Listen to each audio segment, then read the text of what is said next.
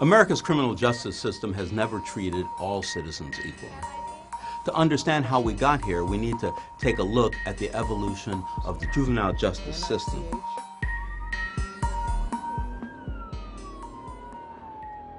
Back before the American Revolution, the colonies followed the common law of England when it came to criminal justice.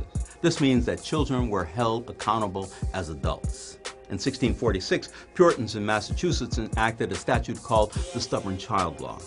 This made child disobedience a capital offense, allowing a death penalty option. But then things started to change. In the 19th century, the idea emerged that children should be taken care of by the state. This notion ultimately empowered the state to serve as a guardian. In 1825, the New York House of Refuge opened for juveniles only. They were called delinquents to distinguish them from criminals. Reformers stressed that delinquents could be reformed, and if properly supported, they wouldn't turn into lifelong criminals. In 1899, Chicago reformers, also known as child savers, many of them disenfranchised women, decided to fight for the defenseless. One reformer, Lucy Flower, had been an orphan herself. The child savers pushed for the creation of the first ever juvenile court. This wasn't like a regular court. There was no jury. The judge didn't look down from a bench, but sat at a desk. Julian Mack, one of the first such judges, said, "A kid should be made to feel that he is the object of its care and solicitude." This court was the first of its kind anywhere in the world. Kids didn't get prison time, but instead were put in institutions or programs. Like parents, the court tried to steer kids toward becoming responsible adults. Within 25 years, most states started to think the same thing. Juvenile courts popped up everywhere, even in other countries. But for children of color, things were different. They were sometimes banned from houses of refuge or juvenile detention centers, and when convicted, they were more likely to be placed in adult prisons. Under Jim Crow laws, some cities like Memphis established separate juvenile courts for kids of color. A police officer, not a judge, presided over this court.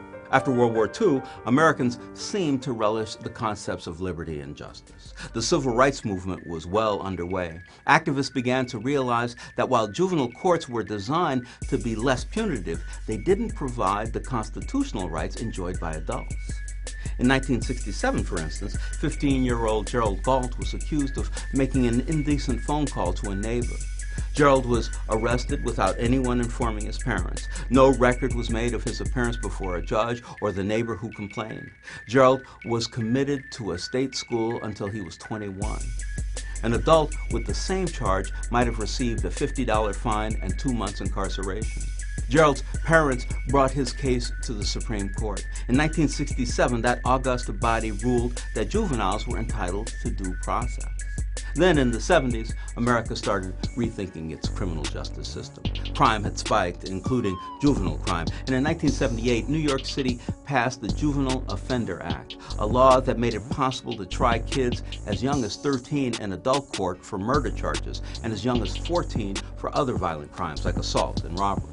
That law caused states across the country to reinterpret who could enter the prison system as an adult.